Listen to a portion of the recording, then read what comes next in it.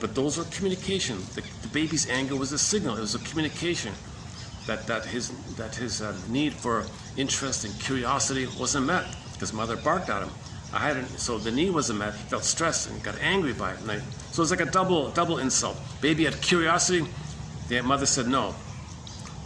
He was angry. Mother said no.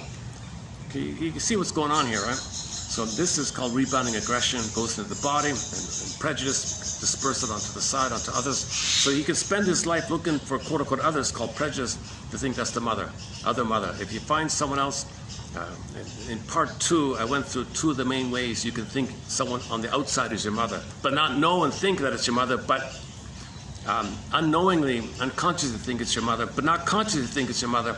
And the cortex gives you tricks to do that, so then you express your anger at the mother onto the other, called prejudice, like that. That was in part 2 here. The baby begins with an assumption that everything is mine, or at least that everything... It's funny, I feel a little more refreshed in the rain here in the park like this. The air is a little better. Yeah, the air is a little bit, a little better here. Yeah. The air is a little better. Has it stopped raining? Okay, getting close. Yeah, maybe we'll go back soon. Or just stay here.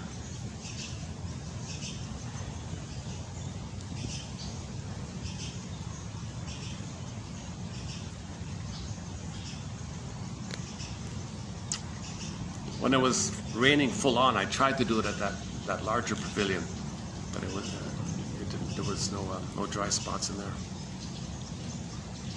I was still getting that annoying column. Let's get rid of this column. Makes me feel like we're in ancient Greece or something. How was that? That a little bit? Oh. Okay, just a little thing, trivial thing. All right.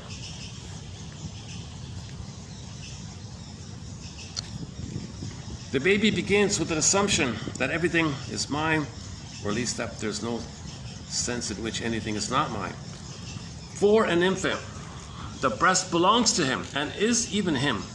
See, that's called undifferentiation. The baby doesn't know where he begins and ends, where the breast begins and ends. He doesn't know. Is the breast him? Is he the breast? That's what the issue of narcissism means. He looks into the pool of water and he sees himself. Everything's him. He didn't get enough feeding properly to leave that phase, so he's stuck there, transfixed there, and then he spends his whole life in that kind of mode. So he feels entitled. That leads to entitlement complex. He always feels entitled to receive, to be center, to be admired, to center, feed. Yeah, he can't give, of course. He's still in that greedy take-in mode. So that's typical with narcissism.